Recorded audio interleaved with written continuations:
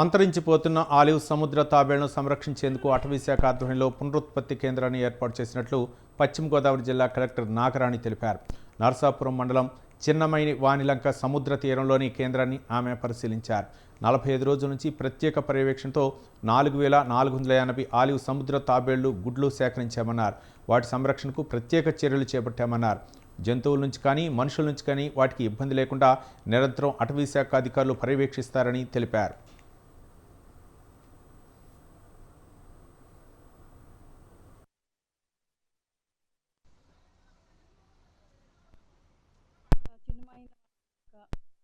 లో last few days నుంచి turtles అంటే లాస్ట్ 1 month నుంచి కూడా సముద్రపు తాబేళ్లు ఆలివ్ రిడ్లే టర్టిల్స్ అంటే ఇవి ఎండేంజర్డ్ స్పీసీస్ షెడ్యూల్ 1లో ఉన్నాయి.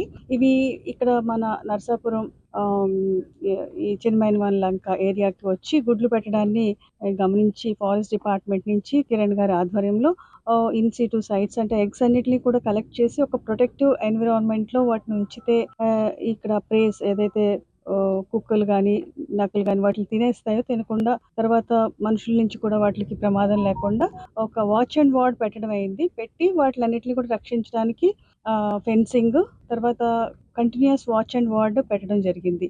ముఖ్య ఉద్దేశం ఏంటంటే అంతరించిపోతున్న ఈ సముద్రజీవి ఆలివ్ రిడ్లే తాబేళ్ళని సంరక్షించడానికి మన జిల్లాలో ఈ సముద్ర ఒడ్డున ఈ ప్రయత్నాలు జరుగుతూ ఉన్నాయి. చిన్నమైన లంక బీచ్ లో లాస్ట్ ఫ్యూ డేస్ నుంచి టర్టిల్స్ అంటే లాస్ట్ 1 month నుంచి కూడా సముద్రపు తాబేళ్లు ఆలివ్ రిడ్లే టర్టిల్స్ అంటే ఇవి ఎండేంజర్డ్ స్పీసీస్ షెడ్యూల్ 1లో ఉన్నాయి.